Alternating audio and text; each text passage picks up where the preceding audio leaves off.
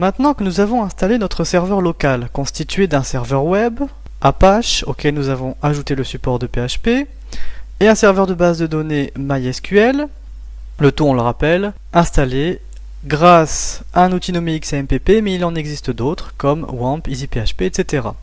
Maintenant que ce serveur local est installé, donc, il faut toujours veiller à ce qu'il soit bien lancé grâce au panneau de contrôle d'XAMPP. Alors c'est le cas. Une fois le serveur local lancé, on le rappelle, on peut y accéder grâce à un navigateur en tapant l'adresse localhost. Pour rappel, cette adresse localhost pointe dans le dossier htdoc d'XAMPP, et c'est dans ce dossier htdoc que les sites dynamiques devront être placés. On peut donc se connecter au serveur local à l'aide d'un navigateur, mais on peut également se connecter à l'aide de Dreamweaver à ce serveur local afin d'afficher le site dans Dreamweaver et de pouvoir éditer les fichiers de ce site, particulièrement par exemple les fichiers PHP. Cela nous amène à l'une des nouveautés de cette version de Dreamweaver CS5, la découverte des fichiers à association dynamique.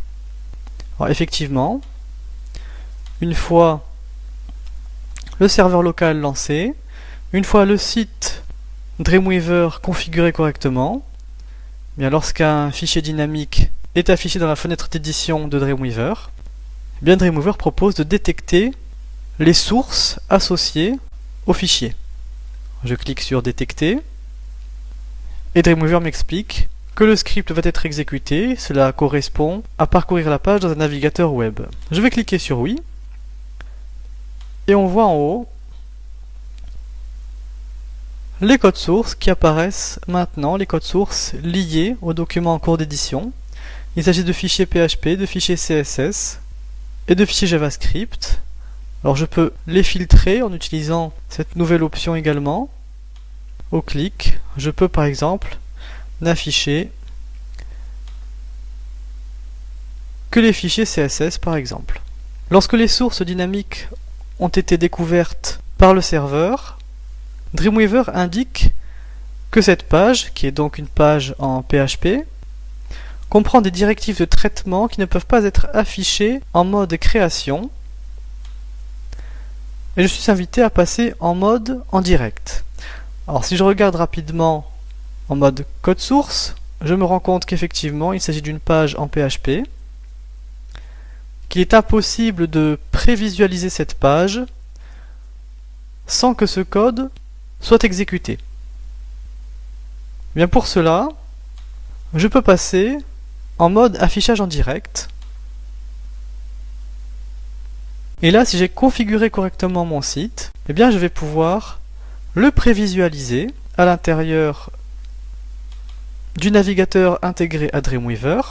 Alors pour rappel, lorsque je garde la touche CTRL appuyée, je peux cliquer sur les liens et je suis redirigé vers les bonnes pages.